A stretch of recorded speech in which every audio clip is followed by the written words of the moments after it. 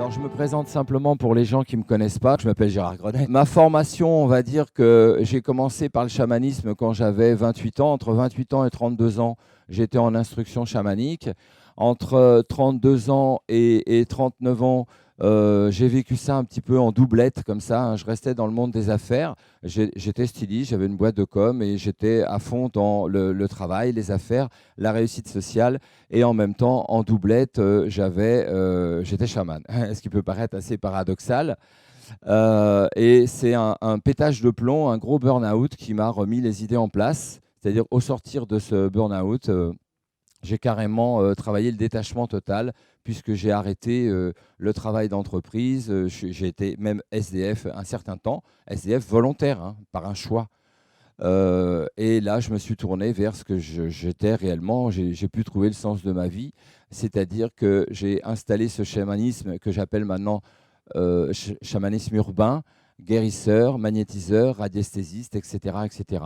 Hein. Guérisseur dans le sens du terme où je me comparerais, on va dire, à un artisan qui détient multiples outils et en fonction de l'état, de la demande de la personne, je vais utiliser tel ou tel outil. Voilà, c'est un petit peu dans ce sens-là. Donc, parmi ces outils, eh bien, on va trouver les régressions dans les vies antérieures et dans les spots d'entre les vies. Alors, ça sert à quoi? Ça sert avant tout, ou je pourrais plutôt dire à l'envers, ce qu'il ne faut surtout pas, c'est utiliser les régressions comme des promenades. Voilà. Je ne suis surtout pas un tour opérateur spirituel qui va vous emmener en balade. Parce que souvent, on me demande ça. Hein. Ah, tu m'en fais une, pour voir, pour voir, pour voir. Hein. C'est un petit peu la même chose quand vous êtes voyant. Allez, allez, vas-y, quoi, tire-moi les cartes. On a toujours un stock de questions à poser. De toute façon, on a ça en permanence. C'est la curiosité, c'est vrai que c'est stimulant. Mais la régression, si on doit bien la pratiquer, elle ne peut en aucun cas être travaillée comme du tourisme. Un voyage spatio-temporel, une navigation, non, ça, c'est pas possible. En tout cas, pour moi, c'est pas possible. Je vais utiliser la régression vraiment comme un outil thérapeutique. C'est-à-dire que je vais me trouver avec un consultant, un patient, coincé dans quelque chose. Ça peut être une somato, ça peut être une addiction, ça peut être une phobie, ça peut être plein de choses comme ça. Et on va s'apercevoir que le meilleur moyen de l'aider, ça va être, entre autres, d'installer une régression dans une vie antérieure. Alors souvent, c'est vrai qu'on n'a pas recours à ça forcément directement, parce que c'est un travail un petit peu particulier. Et moi, le premier, du reste, parfois, je le confesse, je perds un petit peu de temps à essayer d'accompagner cette personne avec d'autres moyens. Et en fin de compte, quand ça coince un peu trop, on se dit mais qu'est-ce qu'on pourrait faire d'autre? Parce que visiblement, on n'avance pas. On a vérifié son habitat, on a vérifié plein de paramètres et on voit que le problème est toujours là, en bonne résistance. Il suffisait simplement de checker en radiesthésie et de pouvoir vérifier que la régression était le meilleur outil. Donc j'essaie depuis quelque temps de me discipliner à ça, parce que j'étais le premier à concevoir la régression comme un art spirituel, du transpersonnel spirituel. Pour moi, c'était quelque chose d'un petit peu à part que je n'arrivais pas à classer dans mes outils de fonctionnement ordinaire du quotidien. Et je me suis attaché à mieux le faire depuis quelque temps. J'ai été travailler, je me suis remis, moi la régression, j'ai travaillé dans le travail de régression à l'époque chamanique, quand j'avais 28-32 ans, c'était par la transe, je travaillais en régression couramment.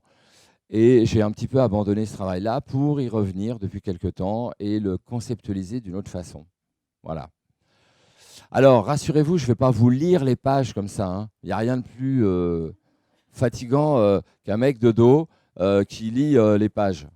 Hein, voilà. Mais je vais y revenir quand même. Hein, vous me pardonnez d'avance, je vous l'ai dit, c'est une conf pilote et je me cadre un peu parce qu'il y a tellement de choses à vous raconter que je veux pas en oublier.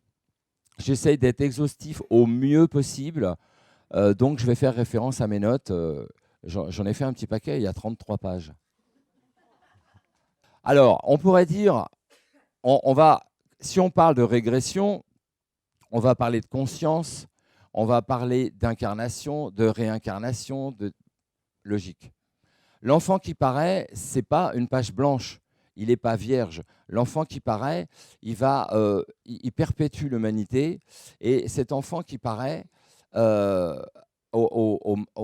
juste en approche au moment de l'incarnation, il va prendre une fraction, un pourcentage des souvenirs de l'humanité. On pourrait dire qu'on a un stockage, un réservoir, un champ magnétique de souvenirs de l'humanité, des 100 milliards d'individus qui sont passés avant nous. Ces 100 milliards d'individus qui sont passés avant nous, au moment de leur désincarnation, ont libéré ce qu'on appelle le champ du signe, c'est-à-dire les résiduels de leurs émotions. Et ces résiduels d'émotions vont former un champ magnétique terrestre, un réservoir, un supermarché de l'émotion, du vécu, etc. Et quand l'âme va installer son incarnation, elle va passer par ce filtre-là et faire ses achats, elle va faire ses courses. Donc, en fonction de la direction de son évolution, en fonction de son niveau de conscience déjà, en fonction de la réalisation qu'elle veut installer, cette âme, elle va traverser ce champ d'information constitué, je vous le répète, par les 100 milliards d'humains, et où on va trouver des situations diverses, heureuses, malheureuses, désagréables, combatives, mais aussi positives. On va trouver des facultés, on va trouver un tas de choses. Donc, ce réservoir de souvenance, le mot souvenance, c'est souvenir, c'est simplement, de temps en temps, je vous souligne des vocabulaires qui sont plus inhérents au chamanisme. La souvenance, c'est un vocabulaire de chaman. Comme vous aurez d'autres vocabulaires qui sont plus inhérents à la mécanique quantique. Parce qu'avant tout, le travail de régression, c'est vraiment du travail quantique, complètement. Donc le corps humain, on pourrait le considérer, l'appeler un athénor. Un athénor, c'est un four. C'est-à-dire que ce corps humain, il transforme l'astralité, il transforme ce qu'il a été récupéré en lumière. Si, à la fin de votre incarnation, vous n'avez pas réussi à installer ces transformations convenablement, le résiduel retourne dans le réservoir, et ainsi de suite, et ainsi de suite. Donc, ce réservoir, cette nourriture mémorielle, on pourrait dire, va installer quelque chose de... On pourrait presque dire qu'on va avoir un faux réel. Malgré la croyance qu'on a notre libre arbitre et qu'on peut croire beaucoup de choses, mais en réalité, on est quand même, au moment de l'incarnation, passé par cette récupération d'informations qui a formé un genre de coagulat et qui nous a constitués. Est-ce que où est le réel? Est-ce que ce n'est pas un faux réel? Puisque c'est inhérent à tout ce qu'on a pu ramasser. Donc ce réservoir, on pourrait le comparer, mais il est plus vaste dans son concept que l'inconscient collectif de Carl Gustav Jung. Il est plus large que l'akasha aussi. Hein, il englobe, il chapeaute tout, vraiment tout. Alors, l'âme en approche, l'âme en atterrissage, on va la comparer un petit peu à un avion. Hein, la phase d'approche d'un avion, c'est quand il est en communication étroite avec la tour de contrôle, qui lui explique qu'il va atterrir, il lui donne la direction du vent, l'axe de la piste, s'il doit ouvrir ses roues, etc. Voilà. L'âme en approche a fait son marché dans ce fameux surstockage, ce fameux réservoir d'informations. Ces informations, elles sont à la fois historiques, parce qu'elles sont anciennes, de ces 100 milliards de personnes, hein, mais elles restent toujours contemporaines. Il n'y a pas la notion de temps.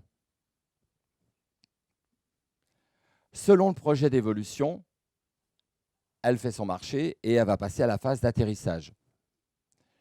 Elle a fait son plein d'outillage, elle forme le coagulat, je viens de vous le dire. Ces mémoires qui sont engrangées dans ce coagulat, elles vont être pulsées vers l'extérieur.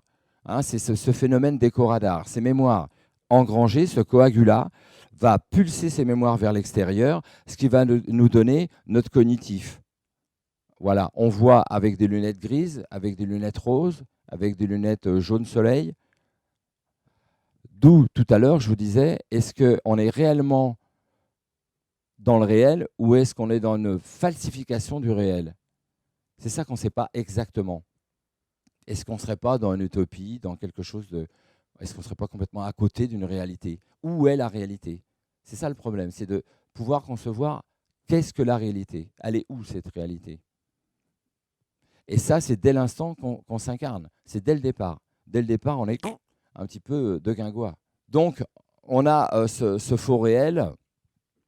Et on pourrait dire que ce faux réel, il va être en fonction de ce que croient les mémoires qu'on a engrangées, de ce qu'est le réel selon le moment où elles ont été forgées, ces mémoires.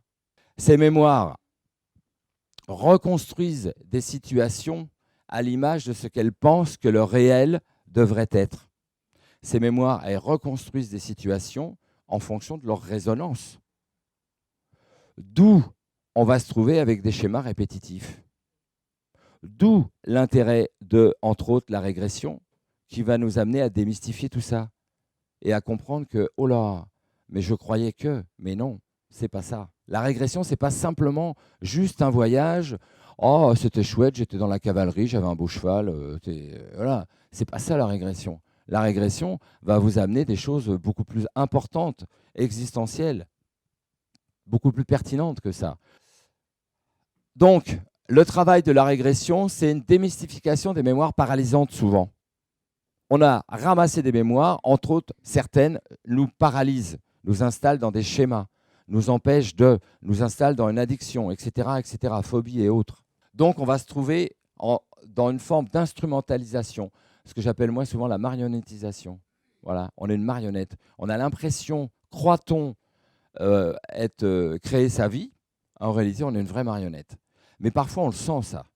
Hein, quand on a bien la tronche dans le mur, on se dit, mais comment j'ai fait ça? Comment c'est possible? Pourtant, j'étais conscient. Bah, conscient à quel niveau? Jusqu'où? Alors, notons bien que chaque expérience humaine, c'est une information. À chaque fois que vous vivez une expérience, à chaque fois que vous avez une émotion, à chaque fois que vous pensez quelque chose, vous envoyez une information. C'est assez considérable. On a du mal à l'imaginer, ça dépasse l'entendement. Parce que vous imaginez la multitude d'informations qu'il peut y avoir dans l'univers, qui viennent ne serait-ce que de nous seulement, parce qu'il n'y a pas que nous. Hein. Et cet univers, il a une loi immuable de conservation des informations.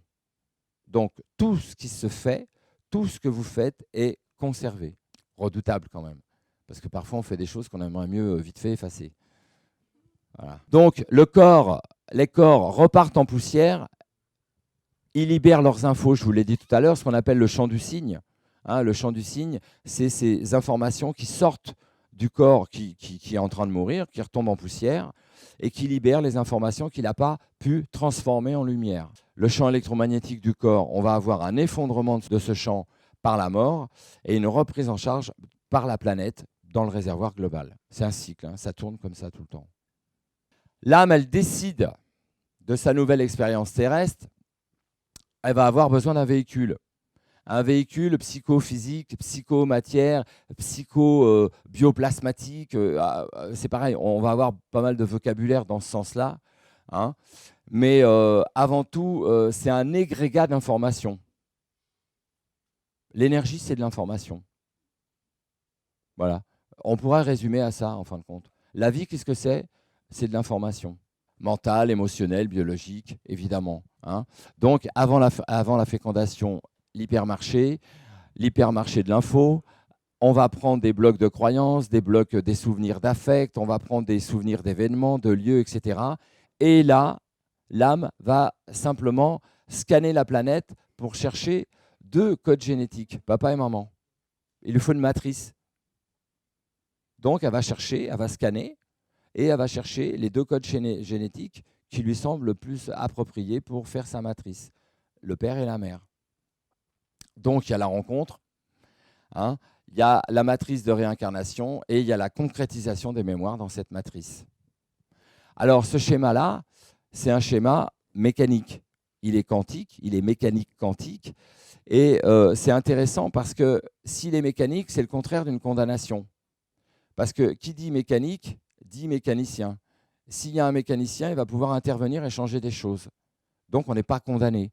Ce processus-là, on peut intervenir dedans. Il ne peut pas y avoir des erreurs d'aiguillage en quelque sorte? Il peut y avoir des erreurs d'aiguillage. Ouais, bien sûr qu'il peut y en avoir. Et c'est tout le travail du travail de régression qui peut nous permettre de voir s'il y a une erreur d'aiguillage importante. Ouais, on peut corriger des choses. On va le voir, surtout quand on va se déplacer dans les spots d'Entre-les-Vies, quand on va visiter le Conseil des sages, etc. Là, on peut se rendre compte qu'il y a eu des erreurs. C'est très salvateur, du reste. C'est un petit peu comme nous quand on est dans un hypermarché. Hein. On pousse le caddie, je prends ça, arrivé à la caisse, on dit j'ai peut-être un peu eu la main lourde un peu quand même. Voilà. Il y a une forme de précipitation parfois.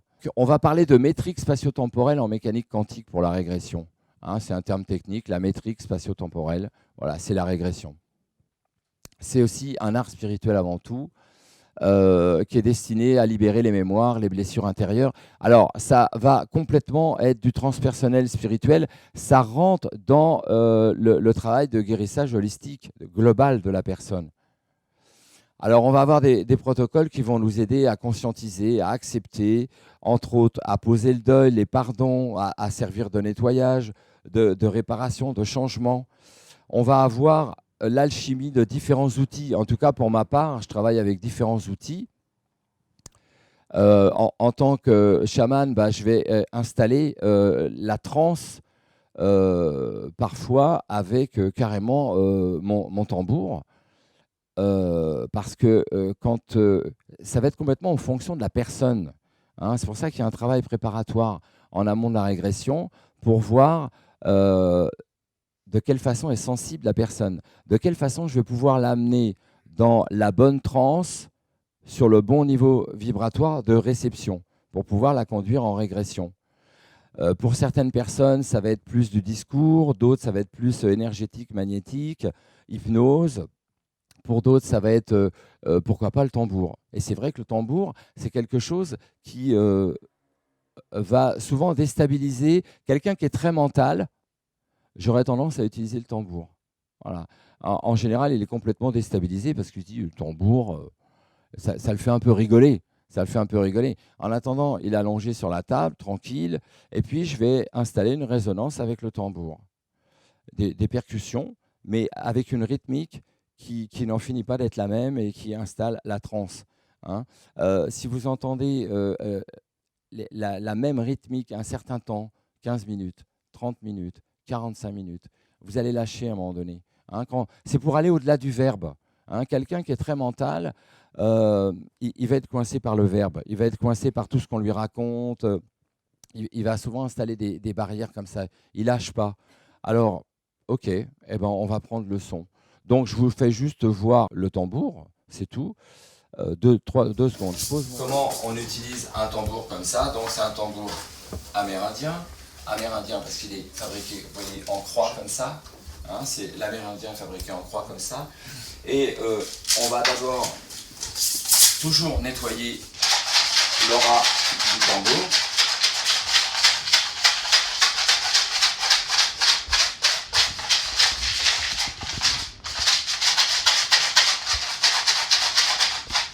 Et on va pouvoir installer des percussions.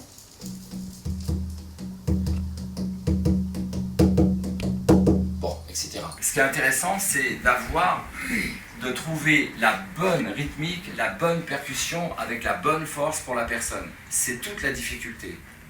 Parce que pour certaines personnes, il faut taper carrément comme ça. Puis d'autres,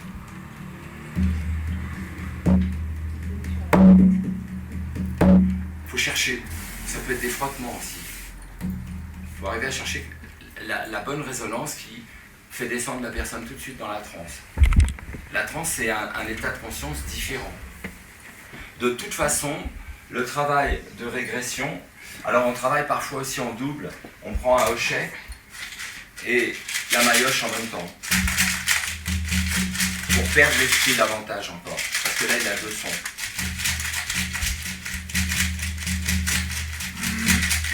Alors, il va y avoir des résonances plus masculines, d'autres plus féminines, ou des orientations vers le nord, vers l'est, etc.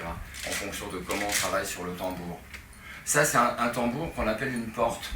C'est pas forcément un tambour de guérison, c'est plus un tambour qui sert à ouvrir vers quelque chose.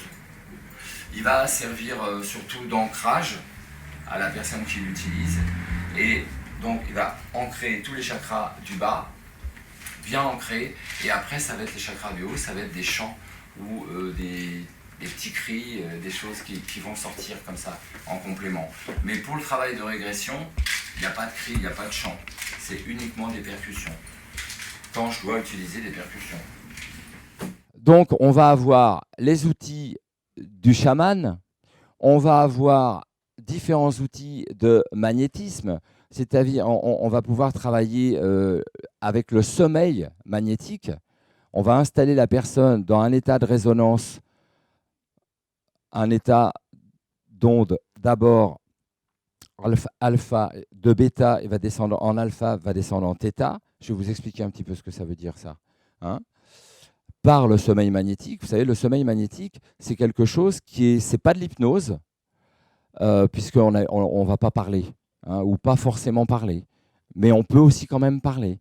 Hein. On peut installer la personne dans un sommeil magnétique simplement par des passes, ou par son aura, ou en rajoutant de la parole dessus. C'est pas loin de l'hypnose sans être de l'hypnose. On va pouvoir travailler en radiesthésie, c'est-à-dire avec un pendule, de la radiesthésie informative. On va organiser sur la personne, par des rotations de pendule, on va organiser des libérations d'informations ou des états de conscience.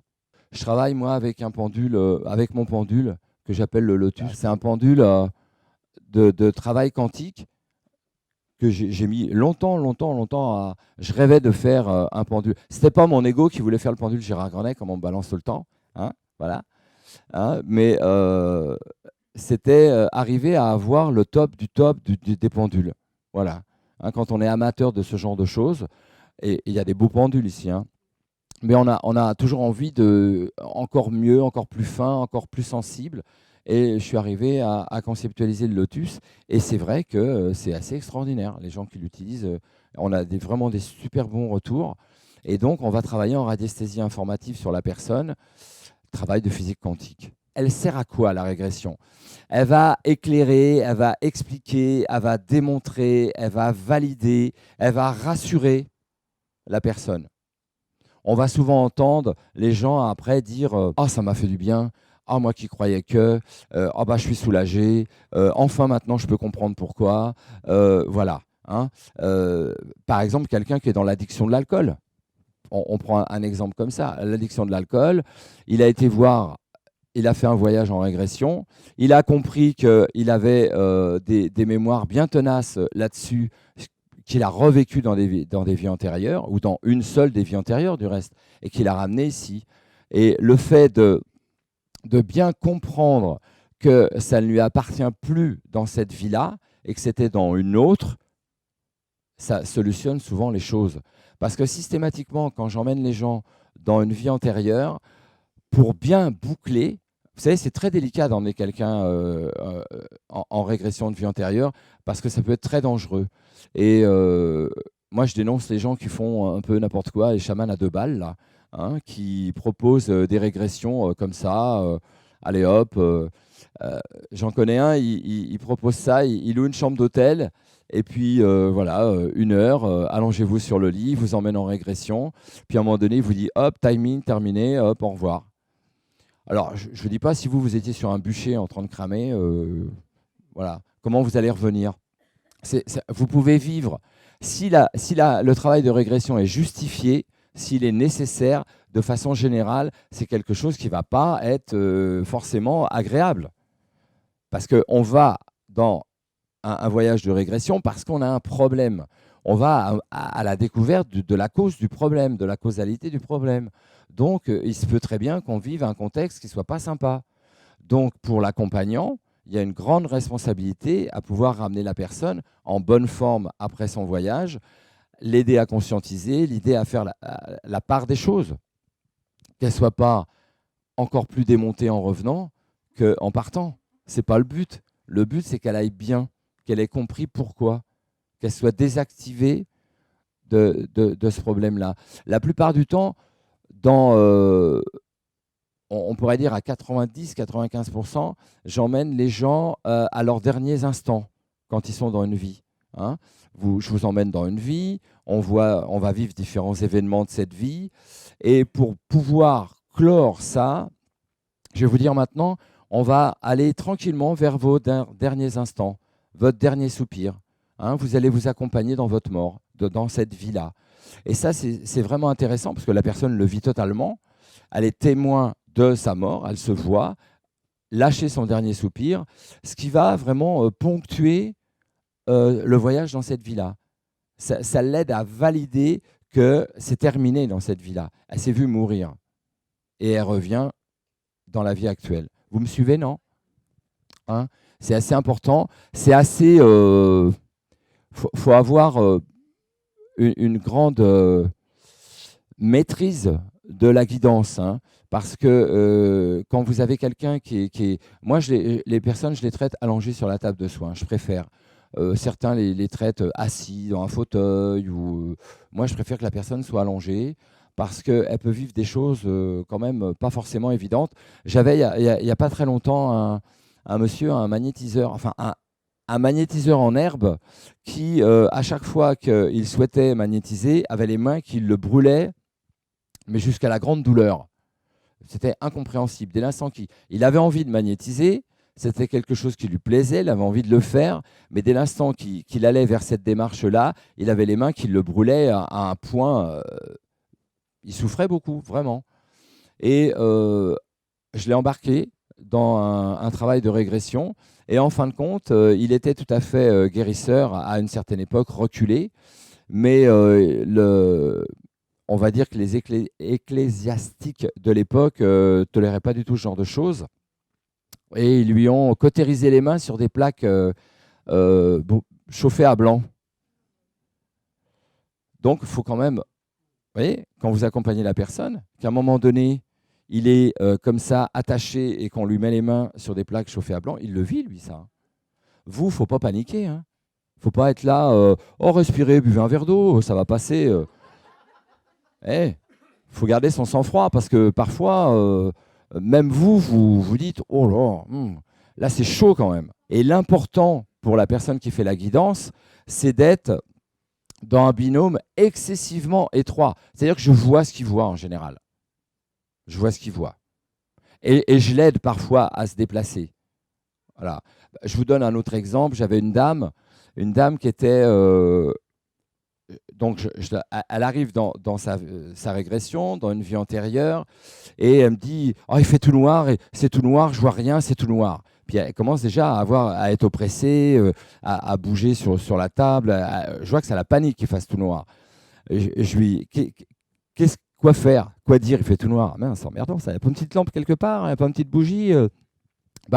Faut pouvoir garder une logique, un sang-froid. Qu'est-ce que je lui dis? Est-ce que vous pouvez voir vos pieds? Oui, je peux voir mes pieds. Ils ont des souliers, ces pieds, ou pas? Non, ils n'ont pas de souliers. Ils sont propres ou ils sont sales, vos pieds? Ils sont sales, mes pieds. Et vous arrivez à reconstruire. En réalité, elle était dans une géole, elle était dans une cellule.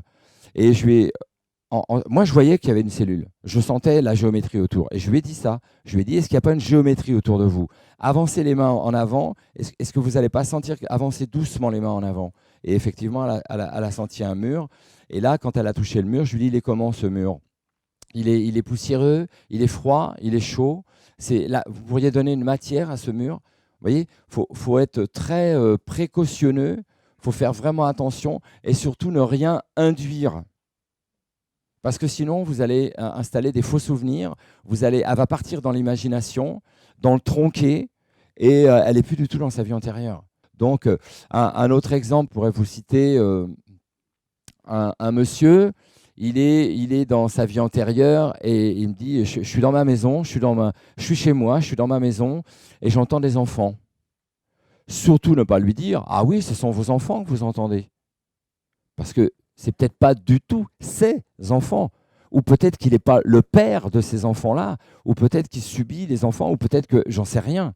Mais il ne faut surtout pas prendre des raccourcis. Parfois, on peut être très maladroit. C'est pour ça qu'il faut se former à ça, il faut faire vraiment très attention à ne rien induire ou à commettre la maladresse qui va le mettre complètement à l'envers. Parce que lui, il est dans un état fébrile. Quand vous êtes en régression, vous êtes très fragile. Donc, la personne qui vous accompagne doit être vraiment un binôme très étroit avec vous et, si possible, vraiment médium, connecté à l'autre et voir et sentir à peu près les mêmes choses. Moi, j'ai cette chance-là d'arriver, voilà, je vois à peu près la même chose que la personne que j'accompagne. Donc, ça me permet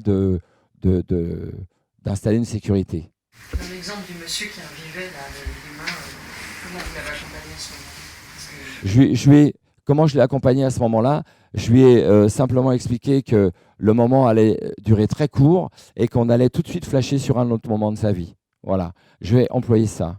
Hein. Tout de suite, je lui dis voilà, hop, on passe à autre chose. Maintenant, voilà, je l'emmène sur une autre période. Immédiatement, je le sors. Mais il fallait qu'il aille voir quand même, qu'il comprenne.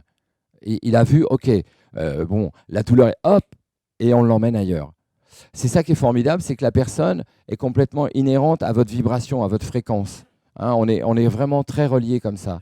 Donc, je ne lui dis pas buvez un verre d'eau, je lui dis hop, on s'échappe de là et je l'emmène dans un autre moment de cette même vie-là, plus tard. Quand vous communiquez comme ça, vous communiquez toujours en français? Parce qu'ils pourraient être dans leur scène vie antérieure et parler une autre langue. Toujours, ça se traduit en français. Si j'étais anglais, ça se traduirait en anglais. Ça, c'est un peu l'inexplicable de l'inexplicable. C'est exactement comme quand on reçoit ses missions de vie, etc., où on va parfois voir le parchemin de sa mission de vie, avec une écriture, on ne comprend absolument pas ce qui est écrit, et on le lit. Bien que ça soit écrit dans une langue qu'on ne maîtrise pas du tout.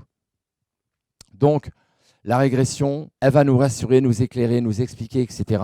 à propos de tous ces phénomènes-là, blocage, les systémies répétées, les cycles répétitifs, le cognitif qui ne marche pas bien, les phobies. Les phobies, c'est assez simple. Hein. Les phobies, souvent, la phobie est installée. Il ne faut pas aller trop loin. C'est assez facile pour la phobie parce qu'on va trouver souvent dans une vie assez proche les raisons de la phobie. Hein, la personne a été morte noyée, eh ben, elle a peur de l'eau, hein, elle a peur de l'eau aujourd'hui, et on la retrouve en régression qui meurt de noyade. Si dans une vie antérieure, elle a été fusillée, elle a été prise dans une fusillade, par exemple, ça explique qu'aujourd'hui, elle ait la phobie des armes à feu, des pétards, des bruits forts, de choses comme ça. Voilà, c'est assez simple ça. Ça fonctionne vraiment assez facilement. Hein. On va avoir différentes problématiques, les addictions, le surpoids, les maladies, les malformations. J'en parlerai tout à l'heure, mais on s'aperçoit qu'en fin de compte, on peut avoir des malformations qui sont complètement mémorielles, qui sont ramenées d'une vie d'avant. Ce qui explique les taches de naissance, les marques de naissance, les cicatrices de naissance et les malformations sur certains bébés. Le bébé mal formé, ouais, il ramène un truc. Voilà. Au moment où il a traversé le réservoir, c'est là qu'il y a eu embrouille. Là. Il y a quelque chose qui ne va pas très bien. L'explication fine, précise, je ne l'ai pas. Ça va servir aux orientations et aux choix, beaucoup. Hein, c'est vrai que le régresseur, comme on dit, il y a le régressé qui voyage et il y a le régresseur qui l'aide à voyager. On va s'apercevoir que souvent, on devient conseiller d'orientation avec les régressions de vie parce que voilà, la personne... en fin de compte, va comprendre qui elle est, pourquoi, vers où elle doit aller. Une particularité à souligner quand même, c'est qu'on ne sait jamais, quand on démarre une régression, ce qu'on va trouver. La personne vient me voir parce qu'elle est, je reprends l'exemple bateau de l'addiction, elle est dans une addiction, on décide ensemble, on va faire une régression. On part en régression de vie antérieure et en fin de compte, rien à voir avec l'addiction. Parce que ce n'est pas moi qui vais décider, c'est sa conscience supérieure, c'est nos guides qui vont nous emmener là où on doit aller. Et souvent, la personne est désabusée. Elle dit oh, Gérard, vous vous rendez compte, voilà, moi, j'ai mon problème d'alcool, on fait une régression, et puis en fin de compte, la régression, elle ne me parle pas du tout de problème d'alcool. Mais sa conscience supérieure et ses guides la font passer par là. Il va y avoir un aboutissement à un moment donné. Hein. Et parfois, on fait 2, on fait 3, on fait 4, on fait 5 régressions. Il y a des gens qui en font plusieurs parce qu'on va avoir un système de filtrage de ces avec ces différentes régressions. Il y avait une autre question qui était par là, non? Comment tu détermines si la personne elle est capable de supporter la régression? Admettons, la personne, tu ne la connais pas. Est-ce que, lors du premier rendez-vous, est-ce que tu scannes la personne, son aura, comment tu procèdes? Voilà, les contrôles en amont, avant la régression. Parce que je suis entièrement d'accord avec toi, la régression, je ne la fais pas parce qu'on me la demande. Voilà. Hein. Je veux avoir une régression, voilà, j'aurai du monde toute la journée. Hein.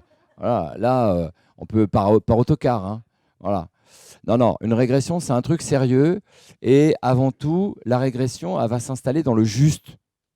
Dans le juste pour la personne qui va partir en régression et dans le juste pour moi aussi, qui l'a conduit, et pour l'univers. Hein, si on fait référence à Deepak Chopra, qui nous explique que cette vague qu'on voit au milieu de l'océan, c'est l'océan. Hein, l'océan sans les vagues, il n'existe pas, et les vagues sans l'océan non plus. On est tous reliés. Donc, faire un acte de régression, c'est quelque chose d'important et de sacré. Donc, on ne fait pas ça comme ça parce que l'ego nous prend, tiens, je suis vachement fort, je vais faire une régression. Pas du tout. Donc, qu'est-ce que je vais faire? Je vais installer avant tout une anamnèse. Une anamnèse, c'est ce rendez-vous, cette conversation que je vais avoir avec la personne pour pouvoir démystifier un petit peu qui est cette personne, comment elle fonctionne cette personne. L'anamnèse, ça vient de la déesse grecque Maya, pas Maya l'abeille, hein, c'est autre chose. Maya, c'est l'accoucheuse, la déesse de l'accouchement. Hein. La police dit souvent on va le faire accoucher celui-là. Hein, voilà. C'est faire dire à la personne ce qu'elle ne sait pas qu'elle sait, en fin de compte. Hein. Donc cette anamnèse, c'est vraiment important parce que c'est une discussion où la partie immergée et émergée de l'iceberg doivent se rencontrer. Je m'explique. Je compare souvent une personne à un iceberg. Il y a la partie qui sort de l'eau, la partie immergée, c'est ce qu'elle croit être, ce qu'elle dit être, ce qu'elle croit vouloir. Et la partie qui est dans l'eau, c'est souvent rien à voir avec la choucroute, quoi. C'est parfois complètement autre chose. Hein, dans son fort intérieur, elle n'est pas vraiment comme ça, elle ne désire pas vraiment cette vie-là, etc., etc. Donc l'anamnèse va essayer d'installer qui est vraiment cette personne. Hein, parce que ce qui sort de l'eau, c'est assez facile à démystifier. Mais ce qui est dans l'eau, là, c'est un peu plus compliqué. Donc déjà, ça va me calibrer sur c'est bien de faire une régression ou pas. Ça va déjà m'orienter. Ensuite, je vais vérifier s'il n'y a pas de désordre cognitif chez cette personne. Déjà, dans l'anamnèse, je le vois. Si c'est quelqu'un de bipolaire, je vais vite le voir. Quelqu'un de bipolaire, pas de régression. On ne prend aucun risque avec quelqu'un qui a un cognitif un petit peu détérioré ou fébrile. Vérifier si la personne n'est pas sous influence. Ça, c'est très important. Parce que la plupart du temps, quelqu'un qui vient s'installer pour faire une régression, c'est quelqu'un qui est déjà initié. Hein, ce n'est pas quelqu'un qui est étanche à toutes ces choses-là. C'est déjà quelqu'un qui est dans une certaine démarche, donc souvent qui a une fréquence d'aura assez haute, qui est plutôt médium, hein, qui est plutôt bien connecté. Et donc, c'est important de voir si cette personne médium n'est pas sous influence. Sous influence de quoi? De qui? On peut être sous l'influence de soi-même, son auto-influence, on peut s'auto-envoûter, on peut s'auto-persuader que, mais on peut être aussi réellement envoûté ou sous l'influence de quelqu'un. On peut être simplement sous l'influence, alors je vais prendre des exemples bateaux, hein, sous l'influence d'un mari, sous l'influence d'un chef de service. Hein, la fameuse magie noire, elle s'installe déjà dans ces choses-là. Hein. Un chef de service qui harcèle la pauvre secrétaire et qui lui exprime toute la journée que c'est une bonne à rien, que c'est une nullo, c'est que c'est installer quelqu'un sous influence. C'est un envoûtement. Hein. On pourrait presque dire que l'influence, la magie noire, ça commence par la mauvaise intention. Dès l'instant qu'il y a mauvaise intention, le verbe qui est négatif avec la pensée, on est dans un contexte d'influence. Alors encore plus si c'est répété et soutenu, on installe vraiment la personne sous influence. Ensuite, on peut avoir réellement une influence d'une personne qui a un petit passager clandestin sur elle, c'est-à-dire qui a une entité sur elle, ou deux ou trois, hein, il peut y en avoir plusieurs. Mais ça arrive aussi chez les personnes très sensibles, très intuitives. On le voit hein, avec les gens qui ont suivi les stages ici. La première bonne nouvelle, c'est « Oh, je suis médium hein. ». En général, l'ego, je suis médium. Faut pas rigoler, je suis médium.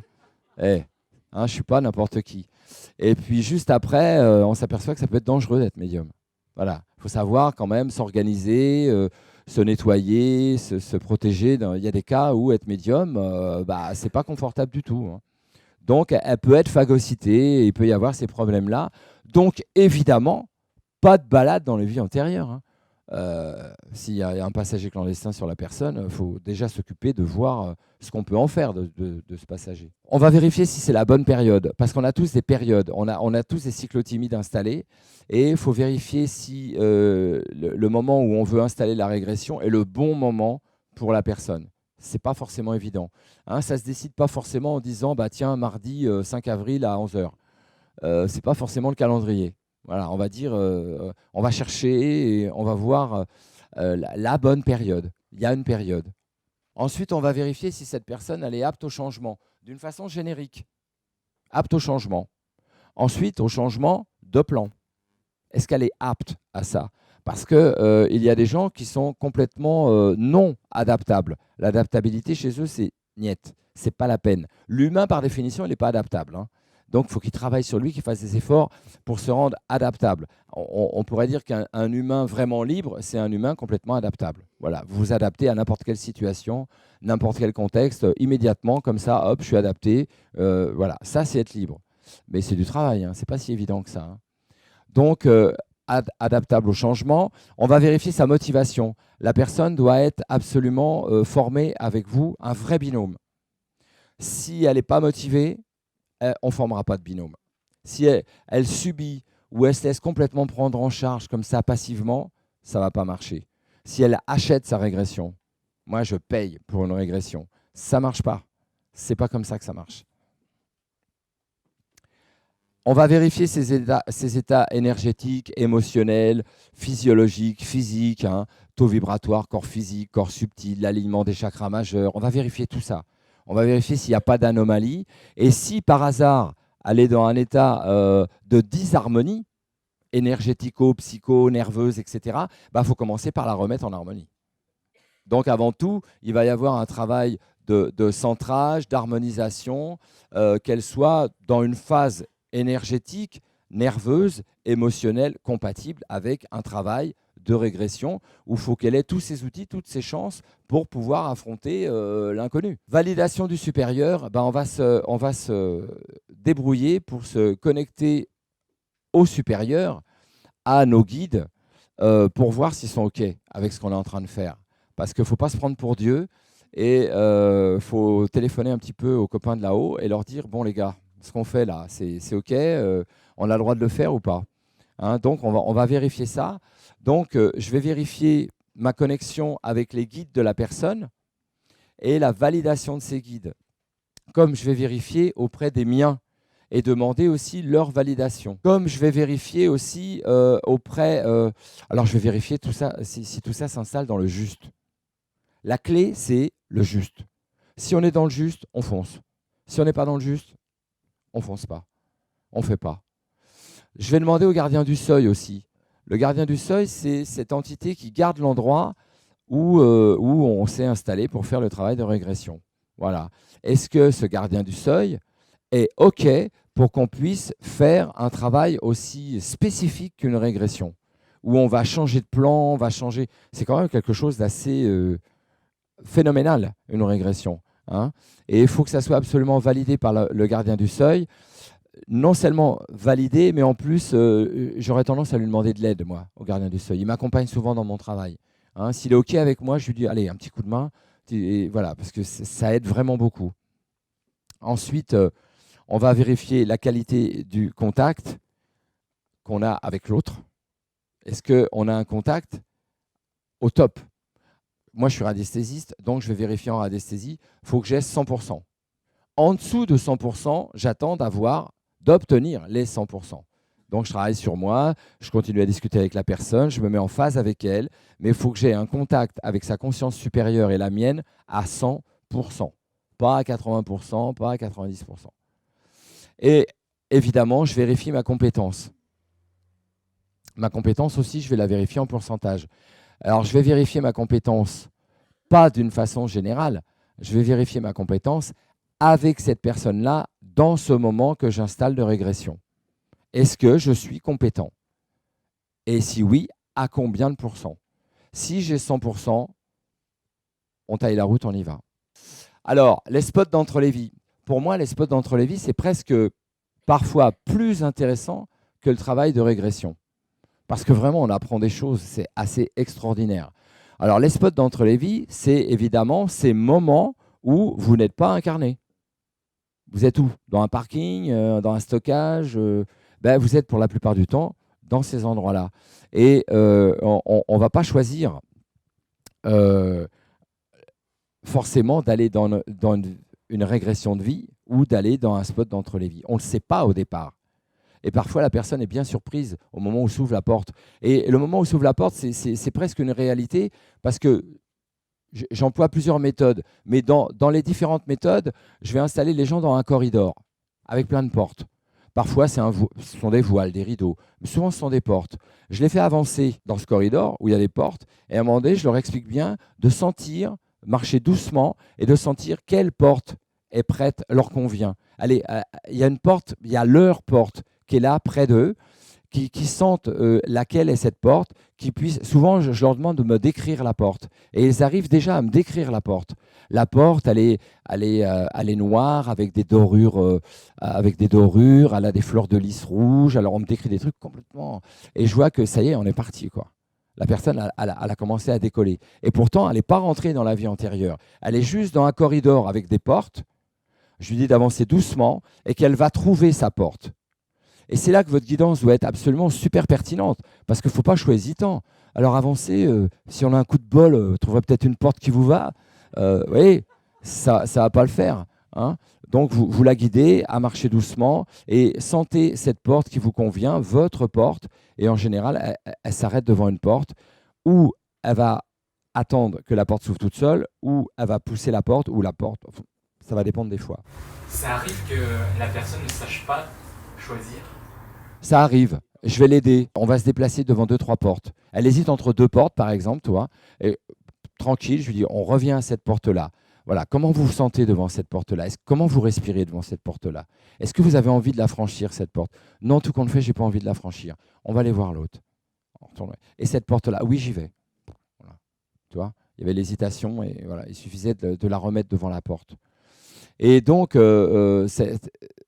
une fois qu'elle a franchi cette porte, ou elle est dans une vie antérieure, ou elle est dans un spot d'entre les vies. Et parfois, ils sont un petit peu déçus. Je sais pas, je comprends pas ce qui se passe. Par contre, je suis dans. Alors, ils vont vous parler de royaume, ils vont vous parler de paradis, parce que immédiatement, ils sentent qu'on est dans un autre plan. On n'est pas dans une vie antérieure. On est dans quelque chose d'autre. Déjà, la communication se fait à l'instant T. C'est de la télépathie par 1000, quoi. Voilà, comme ça. Tout. Le déplacement, c'est la vitesse de la lumière. Donc, ils sont dans un endroit, ils changent d'endroit, ils changent d'endroit, ils changent d'endroit immédiatement, à la seconde. Donc, c'est assez impressionnant. Ils vont vous décrire des mondes complètement magnifiques, hein, des royaumes. Moi, je vais souvent dans un royaume qui est complètement transparent. Hein, c'est du cristal. C'est complètement dingue. Hein. C'est vertigineux de hauteur, avec des ascenseurs cylindriques qui montent à une vitesse folle. Enfin, voilà. Matrix à côté, c'est rigolo. Hein. Alors, on va avoir, dans ces spots d'entre les vies, on va avoir différentes options. On va avoir ce que j'appelle moi la zone de transit. C'est la mini-zone, c'est l'étage du bas, hein, des spots d'entre les vies. Hein. Bien souvent, on va simplement arriver là et ne faire qu'assister à ces funérailles, recevoir le messager qui vous explique que là, vous êtes mort et qu'on ne vous voit plus, que vous ne pouvez plus communiquer. On va trouver aussi dans cette zone de transit les EMI, hein, les expériences de mort imminente, le fameux tunnel. On va trouver tout ça dans la zone de transit, hein. On va aussi avoir les préparations au retour, le choix des parents. On va avoir plein de choses comme ça. La zone de transit, c'est un petit peu la pagaille. Ça ressemble à un hall de gare un peu. Voilà, ça va un peu dans tous les sens et c'est rarement très intéressant quand on arrive dans cette zone-là. Ensuite, on va avoir la connexion avec les guides spirituels. Là, c'est super intéressant. C'est ce qu'on rêve tous d'avoir. Hein, parce qu'en général, les gens sont un peu déçus de ne pas aller dans une vie antérieure, mais quand ils voient qu'ils ont leur guide spirituel devant eux, là, ok, hein, là, ils ne disent plus rien. Alors, on va pouvoir avoir cette occasion de faire reset. Pas reset, j'appuie sur le bouton. Je remets tout à zéro. Hein. Et ça, c'est super parce que parfois, on a tous eu envie de faire ça, hein, de dire, et si je pouvais tout remettre à zéro, tout me remettre en phase, à zéro, on efface tout ça et on se met nickel à reset, quoi, comme un appareil électronique qu'on remet au point zéro. Donc, ils vont vous permettre de faire ça, s'ils sont d'accord, si voilà, vous venez pas en leur disant, les gars, vous voulez faire reset, hein. Il va y avoir la possibilité de lecture ou de planification de la vie, donc de la vie que vous vivez en ce moment, hein, votre vie actuelle. Donc, il va y avoir une lecture et une planification, et une organisation. Ils vont vous aider à voir clair, ils vont vous expliquer des choses, ils vont vous mettre de l'ordre. Une reconsidération des karmas et des dharmas. Je vais vous dire quelques mots sur les karmas et les dharmas. C'est une reconsidération, c'est-à-dire que la plupart du temps, vous avez installé des karmas complètement pénalisants. Je vais expliquer ce que c'est qu'un karma, enfin, mon explication d'un karma. Et sélection de vie. Un karma, c'est le mot karma, il vient du sanskrit K-R. K-R, c'est faire, c'est l'action, c'est l'acte. Et on va dire que le karma, c'est l'acte qui installe une réaction, qui installe des conséquences. Donc, par exemple, je veux apprendre le tango. Qu'est-ce que je vais faire pour apprendre le tango? Je vais aller sur Google, je vais chercher un cours de danse. Je vais m'inscrire, après je vais prendre le métro, je vais aller voir le cours de danse, etc. Je vais installer des actes. J'installe un karma. Ce karma, elle va être complètement inhérent à ma motivation et à la focale que j'installe dessus, à l'intention. Le karma est inhérent à l'intention. Parce que je peux installer, par exemple, 2 karmas différents qui n'ont rien à voir, en fin de compte, l'un avec l'autre, en allant apprendre le tango. Si je vais apprendre le tango pour apprendre la danse tango, je vais me focaliser sur une intention bien spécifique et j'installe un karma bien spécifique. Mais si je vais apprendre le tango pour rencontrer des gens, pour faire des rencontres, j'installe un autre karma parce que ce n'est pas la même intention. Donc, il y aura toujours des actes qui se succèdent, qui installent des réactions, qui installent des conséquences, mais en fonction de l'intention et de l'orientation, ça installe un karma différent. Ça ne veut pas dire que je n'ai pas le droit d'aller apprendre le tango pour rencontrer des gens. J'ai le droit, mais c'est un autre karma. C'est autre chose. Le dharma, lui, on pourrait dire que c'est la cohésion, c'est l'état où on est en paix avec la loi spirituelle. Faire son dharma, c'est faire son devoir un petit peu. Être en cohérence avec soi-même, avec l'univers. Je fais des raccourcis très courts, hein, parce qu'on pourrait en parler beaucoup plus que ça. On peut avoir visite guidée de stations de régénération. Là, ça fait très un peu Club Med, hein, mais c'est vrai que ça arrive. Hein, la personne se retrouve dans une forme de visite guidée de station de régénération. En général, ce n'est pas simplement pour visite guidée, alors vous avez vu, là, il y a ça, puis alors là, il y a ça. Puis... Non. En même temps, il y a un soin qui est fait. C'est ça qui est super. C'est que, alors, je ne vais pas vous dire que la régression guérit. Mais tout de même, la régression, dans beaucoup de cas, amène de gros soulagements. On a quand même la vérification de ça. Vous savez, des régressions, il y a des gens qui... Le docteur Stevenson aux États-Unis, il en a fait 2500 vraiment étudiés d'une façon très stricte, très sérieuse, plus toutes les autres. Mais les 2500 avec enquête, vraiment, il ne rigolait pas. Hein. Ils l'ont fait vraiment d'une façon très sérieuse. Et tout ce que j'avance là, ça sort de tout ça. Ça sort de tout ça.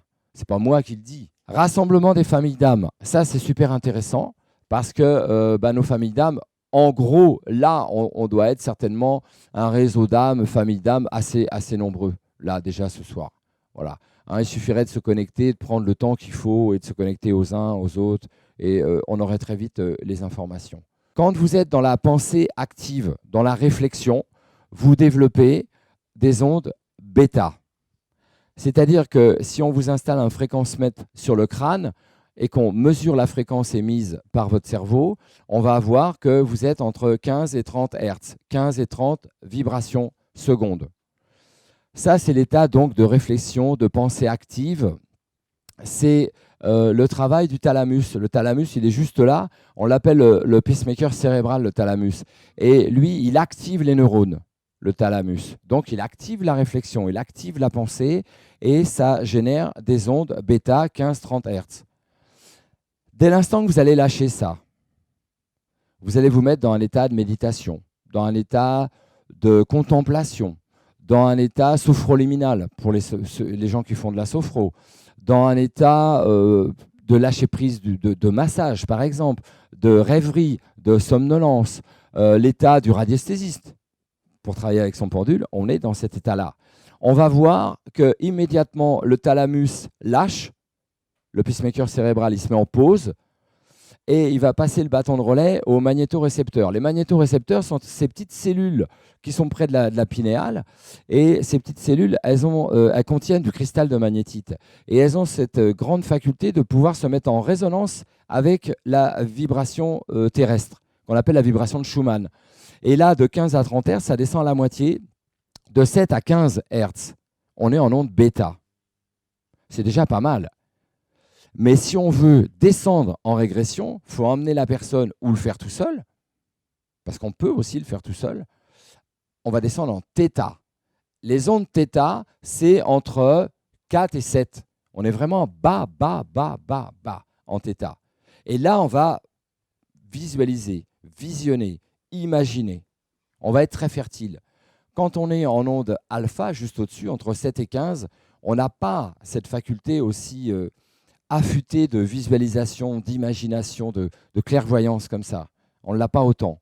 Mais si on arrive à descendre en θ, entre 4 et 7 Hz, donc 4 à 7 vibrations secondes, là on est dans un état très lent, très bas, et on est dans l'état où éventuellement on peut aller en régression ou se retrouver dans des choses comme ça.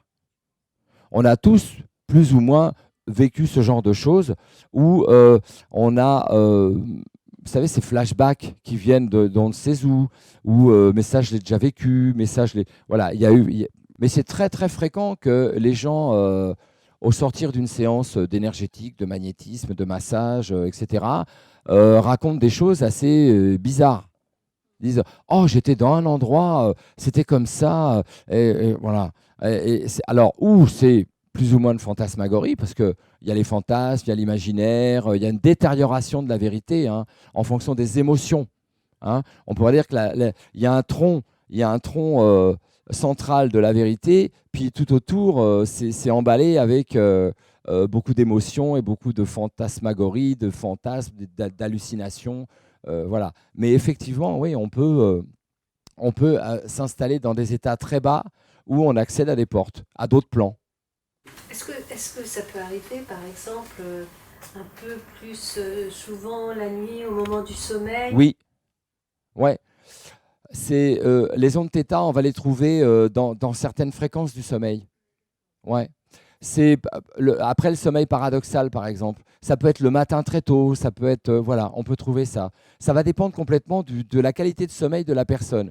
Et si elle a sauté des cycles ou pas. On a des cycles d'environ 2 heures avec des micro-réveils que la mémoire n'enregistre pas. Mais pour la plupart d'entre nous, c'est complètement déréglé tout ça. On est tous... Enfin, beaucoup de gens ont des problèmes de sommeil. C'est un peu anarchique. Donc, on ne sait plus où exactement retrouver. Mais on peut tout à fait... en réalité, on n'est pas dans le sommeil. On est dans quelque chose qui ressemble au sommeil. Donc, alors, les rassemblements de familles d'âmes, en quoi c'est intéressant? Vous allez retrouver, en fin de compte, des gens de votre clan, des gens de votre réseau que vous fréquentez d'incarnation en incarnation. Donc, c'est souvent très rassurant et on va bénéficier d'échanges, d'informations. On va pouvoir être rassuré, on va recevoir des conseils, on va avoir des transmissions de certains secrets, hein, les secrets de famille. Mais alors là, c'est plus de famille, c'est de famille d'âme. Hein. On va avoir des démystifications, des renseignements quant à nos origines, l'historique. On va avoir des légendes, des liens en commun, des buts en commun. On va comprendre pourquoi certaines synchronicités s'installent dans des réseaux de personnes ou pas. Hein, les gens qui font les stages, les gens avec qui on travaille en séminaire, vous l'avez tous vécu ça, que vous vous retrouvez presque tout le temps en réseau d'âme. Hein, alors les 2-3 premières heures, personne ne se connaît, on ne se parle pas trop, et puis au bout de quelques heures, il y a un égrégore, il y a une fluidité dans le cours qui est assez incroyable. Il y a une communion assez incroyable. Et en fin de compte, c'est parce que la plupart sont de la même famille d'âmes. Donc il va y avoir une synchronicité qui va s'installer, une fluidité dans les événements. Et enfin, on peut arriver au concile des sages. Là, on rigole plus du tout, là, parce que ils sont impressionnants, mais en fin de compte, ils ne sont que bons et lumineux. Hein, voilà, hein. Ils ne se prennent pas pour des adjudants-chefs du tout. Hein. Mais alors là, le top, c'est de recevoir sa mission. C'est ce qu'on voudrait tous savoir. Trouver le sens de notre vie, notre mission. Je suis là pour faire quoi? Voilà. Ça, c'est super. C'est ce qui m'a motivé, moi, à travailler en régression. C'est que je l'ai reçu. Et ça m'a complètement bouleversifié, comme on dit. Voilà. De comprendre pourquoi vous êtes là. Alors après, le reste, c'est pas si grave que ça, en fin de compte. Quand vous savez pourquoi vous êtes là, tout le reste, bien que le reste, parfois, il a son poids, hein, mais l'essentiel est de savoir pourquoi on est là. Qu'est-ce qu'on a à faire là? Après, tu reçois ta mission de vie. Si tu ne la valides pas, tu es vraiment embêté. C'est sûr. Maintenant, si tu n'es pas en phase avec cette mission de vie, ton libre arbitre peut complètement t'aider à t'organiser dessus. Faut souvent, c'est ce qu'on va appeler Svadharma. Svadharma, c'est mettre en corrélation, en juxtaposition, le karma et le dharma. Concile des sages. Et pour terminer, on va recevoir des orientations de la part de ces sages, ou alors nous indiquer qu'on est bon pour le redoublage. On va recommencer. Sens de l'incarnation en cours, ça c'est intéressant, c'est un peu comme la mission de vie. Hein. Ce sont des êtres de lumière assez incroyables, de sagesse, de bonté, d'amour, dans le non-jugement. Vous savez, quand vous arrivez à vivre ça, à se connecter à des gens comme ça, à des gens, enfin, je ne sais pas si on peut dire des gens, on a cet amour-là, ce gigantisme-là, ce bonheur-là, cette lumière-là, qu'on a du mal à conceptualiser, nous, les humains. Tellement ça nous dépasse, tellement c'est formidable, auquel on ne voudrait qu'aspirer. Hein. Ouais. On a envie d'être ça. On a envie d'être ça. Les enjeux et aussi quand ils peuvent nous accorder une deuxième chance. Hein, le concile des sages, c'est quand même assez sympa. La réincarnation est toujours considérée comme une hypothèse seulement. Il n'y a rien qui prouve qu'elle existe, mais il n'y a rien qui prouve qu'elle n'existe pas. Voilà. Seules les expériences comptent. Et quand on pratique les expériences, on dit qu'elle existe. Ça ne peut plus être qu'une hypothèse. Mais elle est encore considérée que comme une hypothèse seulement. Hein.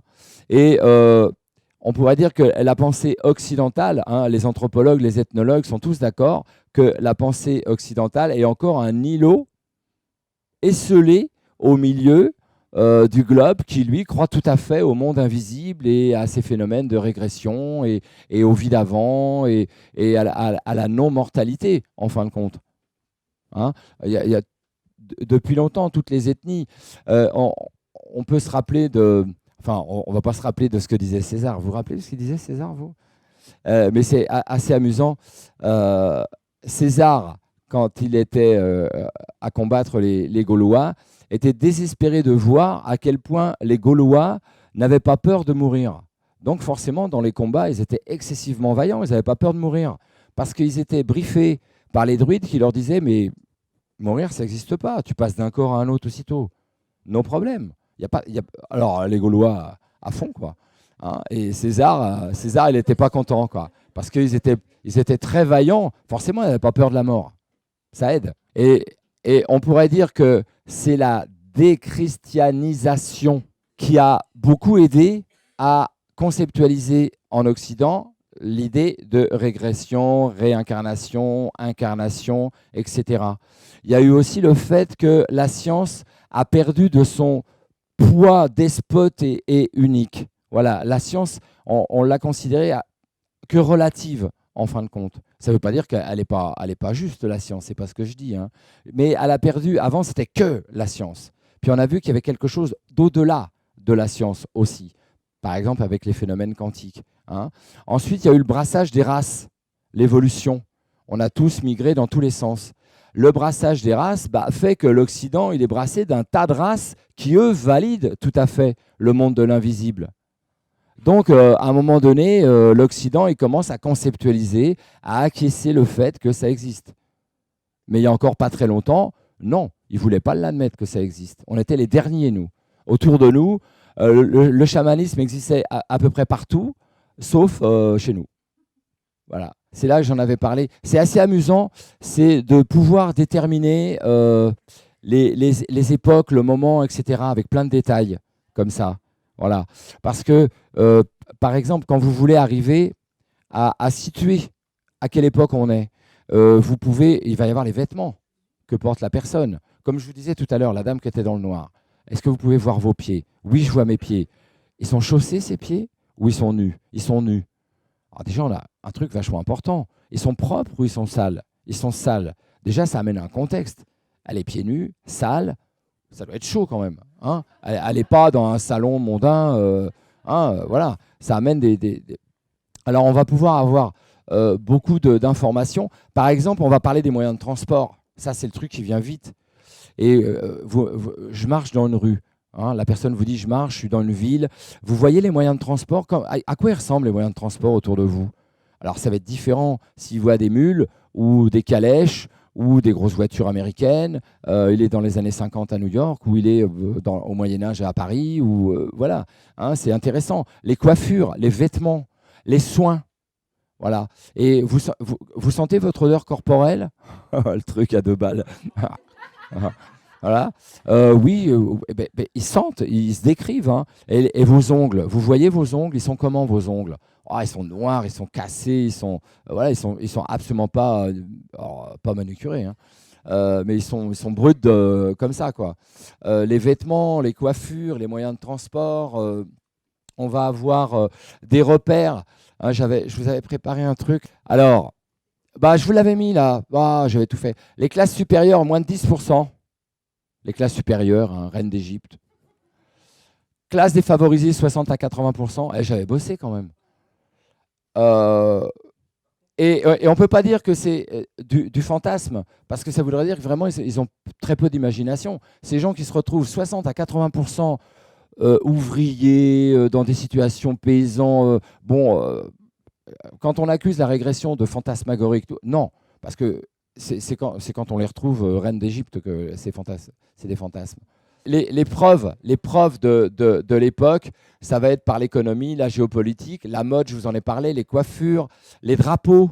Quand il y a des drapeaux, qu'est-ce qu'il y a sur ce drapeau? Hein, ça nous donne tout de suite une époque. Si c'est un écusson des chevaliers de Malte ou féodal, c'est pas la même chose que si c'est les drapeaux bleu, blanc, rouge français. Ou, voilà. Les mouvements de population. On va demander à la personne le contexte, si elle est au courant de la politique du moment, elle est dans l'époque, elle la vit l'époque. Les moyens de transport, je vous l'ai dit, le confort, la technique. Hein, on va vérifier le confort, comment la personne est organisée dans sa maison, la nourriture, la musique. C'est évident que si elle écoute de la techno, c'est pas la même chose que si elle écoute un barde qui tire sur une corde ou qui souffle dans une trompette, quoi. Hein, c'est pas pareil. Ouais, des fois on a les noms. On n'insiste pas quand la personne, parce que ça peut troubler la personne. Vous savez comment on vous appelle, comment on vous prénomme. Vous entendez? Surtout si elle vit un moment où justement il y a du monde. Vous appelle-t-on peut-être? Est-ce qu'on vous appelle? Et parfois ça l'emmène à oui, on m'appelle. Qu'est-ce qu'on vous dit? Comment on vous appelle? Georgette. Mais faut jamais bloquer la personne. De façon générale, il ne faut pas bloquer la personne. Quand elle n'arrive pas à percevoir quelque chose, on glisse. Parce que sinon, elle va se buter, elle va se mettre dans un fonctionnement mental et on a perdu la régression. En combien de temps tu arrives à mettre la personne en transe ? Pour moi, une consultation de régression, je l'articule sur 2h30. La régression elle-même, c'est parfois 1 heure. Mais il y a la préparation avant. La transe, je ne peux pas vraiment mesurer combien de temps. Il y a des personnes récalcitrantes, d'autres qui tombent en transe tout de suite. Ça dépend si je vais la travailler. Je peux la travailler sur hypnose. Tu vois, tu regardes, maman, tu dors doucement. Hein, il y a des gens qui voilà. Tiens, comment je te dois, parce que tu l'as bien fait ce coup-ci là.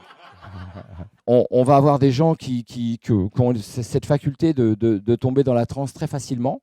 Moi, je les prépare, je triche dans l'anamnèse, dans la discussion. Ils sont installés dans le divan, je suis en face. En réalité, je les emboucane, quoi. Je commence déjà à... Je suis gitan, emboucaner, ça veut dire... voilà. Hein, voilà. Et je commence déjà à le préparer, et à le mettre dans un état vibratoire spécifique pour qu'arriver sur la table, ça soit plus simple d'accès, qu'on ne passe pas 3 quarts d'heure ou 1 heure à installer une transe qui soit dans cet état. Pourquoi il faut une transe ? Sans transe, il n'y a pas de régression possible. C'est une transe douce, hein. On ne monte pas sur la table et on ne fait pas... voilà. Mais c'est une transe quand même. Hein. La transe, on peut l'installer. Alors, dans le monde chamanique, on peut installer la transe évidemment par les tambours, par les hochets, par des choses comme ça. On peut installer par des produits psychédéliques. On va avoir l'ayahuasca que tout le monde connaît, on va avoir l'iboga plus africaine, on va avoir des plantes comme ça qui nous installent dans la transe, dans l'état de conscience modifié et bien conduit, on est dans une régression de vie. Moi, je n'utilise pas l'ayahuasca. Vous voyez à Paris, l'ayahuasca. Déjà qu'on me met plein de trucs sur le dos, alors si en plus j'en fais prendre l'ayahuasca, là ça va être... Puis ils vont vomir partout. Par exemple, quand tu installes une transe, admettons avec le tambour, une fois que la transe est installée, tu t'arrêtes ? Oui, j'arrête progressivement. Et non, mais j'aurais pu continuer aussi. Mec, de plombe. J'arrête progressivement. Faut qu'il y ait un fondu entre le moment où la personne rentre dans sa vie. En général, quand elle va passer la porte comme ça, là, je vais arrêter. Mais je vais arrêter, elle ne sait pas que j'arrête en réalité. Elle ne s'en rend pas compte. Voilà, je vais continuer à taper. Voilà. On est presque dans le non-son. Je tape sur le tambour, on n'entend plus rien. Voilà. Il faut que ça soit très subtil, très très subtil. Parce que la plupart du temps, l'entrée dans la vie antérieure est faite comme ça par un fondu d'image. Hein, c'est assez intéressant. J'en avais fait une perso, moi, il y a quelques mois, où j'ai passé la porte et je marchais dans un couloir. Vous savez, vous avez l'impression de prendre un film en cours. C'était exactement comme ça. Je marchais dans un couloir, j'avais un casque en dessous, le bras, j'avais des bottes, j'étais cavalier, j'avais des bottes, je marchais dans un couloir et je me disais, ouais, je quittais une chambre où il y avait une jolie femme et j'étais en retard. Et il y avait des cavaliers qui m'attendaient en bas, dans la cour, enfin bref. Mais c'était intéressant, c'est comment vous rentrez dans l'histoire. Vous rentrez d'une façon très fluide. Je vous dis comme si vous preniez un film en cours de route. Le film a commencé, vous rentrez dans le salon, vous asseyez, puis là, voilà, vous avez un déroulement de scène, vous rentrez dedans. Eh ben, on rentre comme ça. Hein. Tout le temps, ça se passe comme ça. Alors, je finis avec mon histoire de fourchette. Je me suis décarcassé pour mon histoire de fourchette. C'est pour les repères. C'est assez amusant parce que ça, c'est des trucs de praticiens de régression. L'histoire de la fourchette, vers 1500, la fourchette, elle a 3 dents. Donc, il y a de nombreux témoignages de régression où on demande aux gens, la personne vous dit « je suis en train de prendre mon repas ». Ah, vous mangez dans quoi? C'est pas pareil. Si c'est une écuelle en terre, en métal, ou si c'est une assiette en porcelaine de Limoges, ou si c'est... Voilà, elle est comment cette assiette? Elle est comment cette écuelle? Vous avez découvert, avec quoi vous prenez votre viande? J'ai une fourchette. Elle est comment la fourchette? Combien elle a dedans? Super intéressant. Elle en a 3, pourquoi? Elle a 3. Hein. Je vais passer mon temps à vérifier qu'elle ne soit pas partie dans l'imaginaire, vérifier qu'elle est bien dans cette époque-là. J'essaie d'être... C'est mon travail de conducteur, de la conduire, d'accompagnant. Donc, je fais gaffe à toutes ces choses-là. Et j'ai plein de repères. Il y a des questions, il y a le feeling, il y a le fait que médiumniquement, tu arrives à voir ce qu'elle voit à 60%, 80%, voilà. Et puis après, il y a toutes des choses comme ça. Hein. Vers 1790, l'apparition de la fourchette à 4 dents et l'usage répandu à partir de 1850. Donc, toutes les régressions qui passent 1850, il y a toujours des fourchettes qui ont 4 dents. Mais c'est drôle, j'ai mis ça parce que je trouvais que c'était drôle comme repère. Hein, comme repère, on a plein de petites choses comme ça, où on va savoir tout de suite une époque. Quand on a l'habitude, on dit tiens, il y a ça, tiens, il y a ça. Puis on va poser d'autres questions, et les questions donc, vont être ciblées vers l'époque, vont consolider la personne, parce que les questions sont pertinentes, elles correspondent bien au contexte de son vécu, et la régression s'installe vachement bien. Les portes, au départ, sont considérées comme les vies, plusieurs... Les portes, oui. C'est des accès sur des vies. D'accord. Et donc pendant la régression, on peut aller dans plusieurs vies différentes? En général, on va en avoir qu'une, mais il arrive parfois qu'il y en ait 2 ou 3 qui viennent en enfilade. En général, ça traite du même sujet. On ne comprend pas au début. On dit pourquoi je vais là, puis à un moment donné, on sent que... Voilà. Et tout d'un coup, c'est plus du tout le même contexte. On a sauté une ligne. Là, c'est difficile pour moi, dans ce cas-là, de comprendre ce qui se passe exactement, pourquoi on était là, on n'est plus là, on est dans autre chose. Qu'est-ce qui s'est passé? Et en fin de compte, c'est la conscience supérieure de la personne qui nous emmène glaner. À un moment donné, on comprend ce qui se passe. Alors, la technique du corridor avec les portes, c'est ce que moi j'affectionne le plus, mais il y a plein d'autres techniques pour accéder. Hein. On peut aussi être dans un escalier et sortir sur des paliers. La personne est parfois désappointée, comme je vous disais tout à l'heure, parce qu'elle voulait vivre une régression, elle la souhaitait pour tel problème, pour tel but, etc. Puis en fin de compte, elle va se balader dans un truc, à première vue, il n'y a pas un rapport direct avec ça. Mais ce qu'elle en recevra, ce sera toujours exactement ce qu'elle devait recevoir. C'est ça qui est formidable. On est toujours dans le juste, et c'est sa conscience supérieure et ses guides qui décident pour elle de ce qu'elle doit recevoir. Et peut-être que le problème de départ qui installait la régression était un faux problème. Ce n'était pas ça le vrai problème. Et que par la régression, on a compris quel était le vrai problème. Mais la régression, le travail régressif sera toujours validant. C'est en lui qu'il faut faire confiance. C'est vraiment quelque chose qui dépasse l'entendement et qui ne peut être que juste pour nous, tout le temps. Il n'y a pas de place pour les curieux. Et il faut vraiment être très vigilant parce que si la personne est demandeuse d'une régression sans but précis, bien souvent, elle est très fragile sur l'imaginaire. Elle va inventer des choses. Notre notion de la vérité est très relative. Très relative. On se raconte très très vite, on n'est absolument pas objectif dans notre réalité. Un exemple tout bête, il y avait eu un test qui avait été fait dans l'université de Yale aux États-Unis et une psychologue avait convoqué des étudiants pour un entretien et dans la salle d'attente où attendaient les étudiants, elle avait fait faire un montage des personnages de Disneyland. Et dedans, elle a mis Bugs Bunny. Donc, voilà, les étudiants regardent les photos. Dedans, il y a une super grande photo des personnages de Disneyland avec Bugs Bunny dedans. Elle faisait rentrer les étudiants, un par un, et dans la conversation, comme ça, négligemment, elle leur disait « Vous êtes déjà allé à Disneyland ?» La plupart des jeunes Américains, « Bah oui, j'ai été à Disneyland. » « Vous êtes fait photographier par les héros de Disney ?»« Oui. Bugs Bunny, par exemple ?»« Ah ouais, Bugs Bunny. » Et Bugs Bunny, il est rattaché à Tex Avery, pas à Disney. Il n'y a pas Bugs Bunny à Disneyland. Et ils étaient tous honnêtes pourtant dans la démarche. Ils avaient simplement vu Bugs Bunny dans un contexte de Disneyland. Et on leur dit, vous voyez, il n'y avait pas d'enjeu. Ils ne cherchaient pas à mentir, mais ils avaient fabriqué une vérité. Donc, il faut faire vraiment attention quand on conduit quelqu'un à ce qu'il ne fabrique pas. C'est ça le plus difficile. Et parfois, on est un peu obligé de l'installer quand même là-dedans. Parce que si la personne tombe en panne, elle est passée par une porte, elle est rentrée dans une vie antérieure, puis tout d'un coup, il n'y a plus de son, plus d'image. Je vois rien.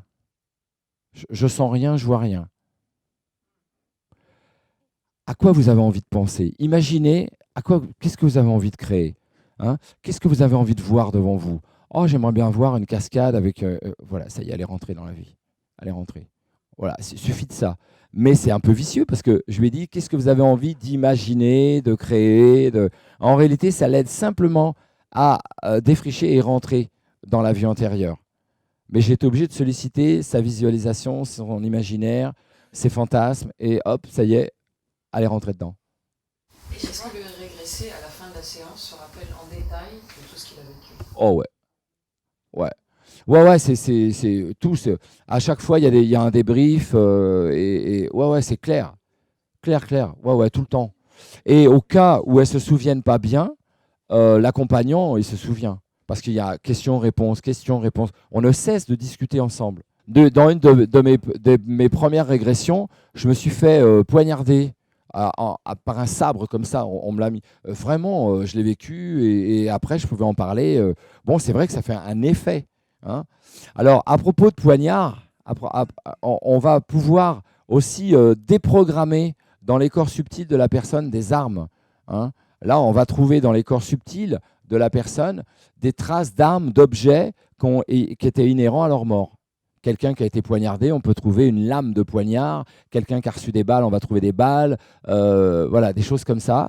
Et énergétiquement, les armes sont toujours là. Pour certains, pas tous, hein, pour certains. On peut avoir quelqu'un, je vous donne un exemple bateau tout simple, quelqu'un qui se tient un peu la colonne vertébrale comme ça, puis qui se plaint tout le temps. Voilà, ce côté-là, c'est pas terrible, quoi. Il est pas bien de ce côté-là. Eh ben, on l'emmène en régression et on s'aperçoit qu'il s'est pris un javelot ici. Il a un morceau de javelot qui est resté dedans. Le fait qu'il conscientise dans la régression cette chose-là et que moi, je déprogramme l'éthérique du javelot qui est là, plus de problème, plus de douleur, plus rien du tout. Il reprend une stature de corps bien droite, il n'a plus de douleur. C'est formidable. Tu as un exemple de quelqu'un qui serait venu pour un fait précis, que tu as décidé, tu as tous les accords pour faire un, et qu'au final, comme tu disais tout à l'heure, c'est autre chose que tu vas trouver. Tu as un exemple? Ah, mais ça peut passer du coq à l'âne. Hein. On part dans une direction et c'est pas du tout ça. Quand ça s'enchaîne d'une vie qui dérive tout de suite sur une autre vie, c'est assez, on peut être assez vite perdu parce qu'on est dans un contexte avec un décor et tout d'un coup, c'est un peu comme quelqu'un qui vient prendre votre télécommande et qui ne vous prévient pas, quoi. Vous regardez un film, il y a autre chose. Et là, vous dites, attends, je ne comprends plus rien du tout, là. De quoi on parle? Il peut y avoir ça saute comme ça. Ça, c'est le plus difficile à guider, ça. Est-ce qu'il y a une sorte de protocole pour la fin de la séance? Est-ce que l'on demande à son soi de l'époque, par exemple, ce qu'il aurait bien voulu accomplir et qu'il n'a pas eu le temps de faire, s'il lui demanderait d'accomplir quelque chose ou pas? On va avoir souvent, au moment où on remonte les paliers, comme ça, on remonte par paliers, hein, tout doucement. On quitte la vie, on revient par différents paliers où je remets la personne dans des états vibratoires différents. Elle était en θ, je la ramène en alpha et le but est qu'elle soit en bêta au bout d'un moment. Donc j'ai différents tests, différentes visualisations, différentes façons de lui parler pour la faire remonter. Mais parfois, effectivement, pendant qu'elle remonte comme ça, je lui demande, est-ce qu'elle a une question? Qu'est-ce qu'elle pourrait en dire de cette vie-là? Est-ce qu'elle a une morale à en tirer? Est-ce qu'elle a une information prédominante? Voilà. Hein, mais ça va être complètement en fonction de ce qui a été vécu. Voilà, il n'y a rien en protocole rigide. Il n'y a rien qui est dupliqué. Hein, la mémoire, elle magouille avec le monde des émotions. La mémoire, elle est subjective, elle n'est pas objective. Hein, c'est tout le problème de la régression. C'est à ça qu'il faut faire attention. Hein, j'avais noté, l'humeur influence le codage et l'évocation du souvenir. L'humeur change le codage. J'avais fait la différence aussi, je vais vite, hein, parce que l'heure là, la différence entre la réincarnation et la possession. Hein, la réincarnation, c'est l'esprit, c'est l'âme d'un décédé qui s'associe à un organisme à la conception ou au stage embryonnaire, parce que ça dépend où il s'installe vraiment. Hein. La possession, c'est bien plus tard. C'est pas à ce stade-là. La plupart du temps. Hein, comme oui, j'ai mis une citation de Bouddha qui était super sympa, hein, parce que à propos de la personne qui s'incarne, hein, ce n'est pas la même personne, mais c'est pas une autre non plus. Voilà. Hein, voilà. En fin de compte, qui sommes-nous, quoi. Voilà, je vous remercie. Merci beaucoup.